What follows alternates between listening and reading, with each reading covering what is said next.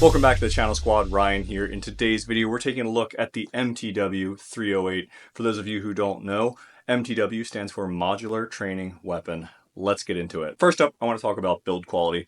This is machined from billet aluminum. The receiver set has little to no play in it between the upper and lower receiver.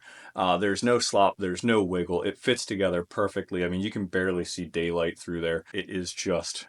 it's perfect. I mean, it is perfection. The gun also features the MK1 13-inch M-LOK handguard. It's a very sleek design. I like it. You can get a really nice C-clamp on it. I was at the range when I was shooting this. It's really nice to shoot. It's a very pleasant handguard. I like it. Yeah, that's solid. It's very comfortable. I like this gun's ergonomics. Like I said, with the handguard being the way that it is, you get that C-clamp on there. You've got plenty of room for accessories. As far as the pistol grip goes, there's nothing to write home about. It is more comfortable than a standard mil-spec pistol grip. Other than that, it's, like I said, nothing to write home about. I love the flat trigger.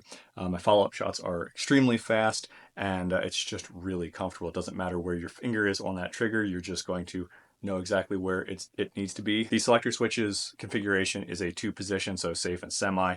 It is ambidextrous, so for those lefties, you'll be able to do that. So in the rear, it does feature a SOP mod style stock back here, which is really nice. It's really comfortable. When I was shooting this, I was using it more like a battle rifle today, so I didn't really use it in that DMR role.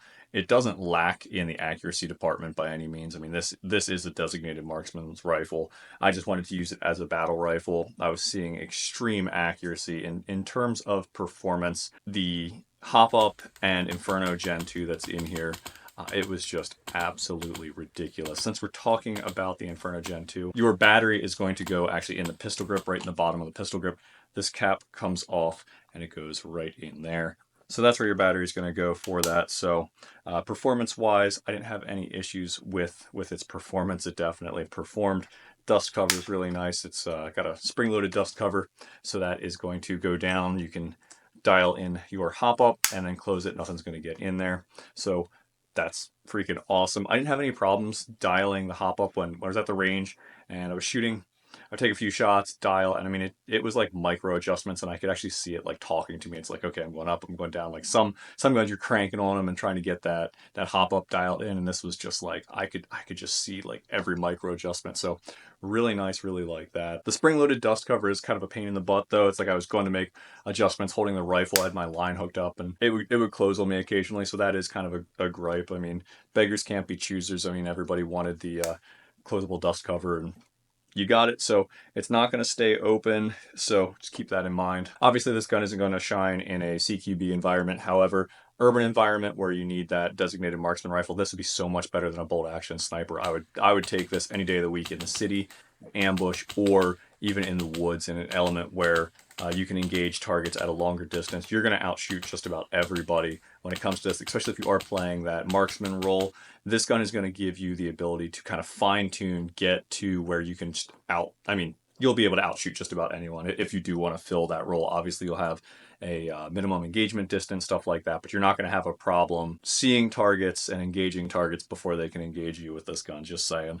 This thing is going to give you an unfair advantage. So let's talk about magazine compatibility. These take SR25 mags. This is a PTS SR25 mag. Really, really nice mag. So companies like A&K and Classic Army, their SR25 mags will work with this. I don't know about any other ones on the market. I'm just basing that off of what the manufacturer states. I don't have any experience running anything other than this PTS mag, which works great. It is extremely tight going into the receiver, and you do have to get it like dead on when you're going up in there. Now, over time, it may go through a break-in period where, you know, you start seeing that wear and tear and losing tolerances, but like everything on this gun is tight, and it's a good thing. Like it's really nice. You're not gonna mess it up. So loading the mag, I was just using just a standard, you know, speed loader to load the mags, which you're just gonna have to do that, which really isn't a big deal. One of the things on this gun that I thought I would absolutely hate is the location of the Foster fitting back here. Now, they did this because you may shoot from just about any position, and if you're laying down or just in like a weird spot trying to shoot this guy, it will get in the way if you've got, you know, the Foster fitting coming out of your pistol grip. So they decided to relocate everything back to here, which when I initially put it on the gun, I was like, that's kind of weird. It's going to be rubbing up against my arm. You don't even notice it. Like, don't even think like that. It's not even noticeable. It's not an issue at all. So you get really low to the ground or really low into a bunker. You're not going to hit it on anything. And I really like the way it just kind of ran back, when I was shooting it. So really, really happy with that. That is a really great idea to position it back there, even with the stock pushed forward to about here, which I had it, well, I probably had it sitting right here. Yeah, it didn't interfere at all. So that wasn't an issue. And it's a very, very cool spot to have your line run in. If you're looking for an unfair advantage on the field, I would strongly suggest checking this gun out. I'm just kidding.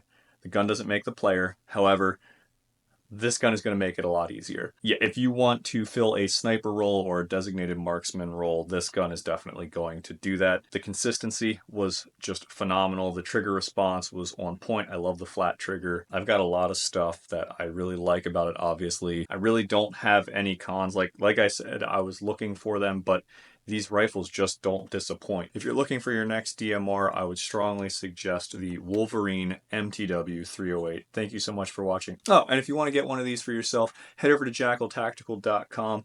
Grab yourself one before they are all gone.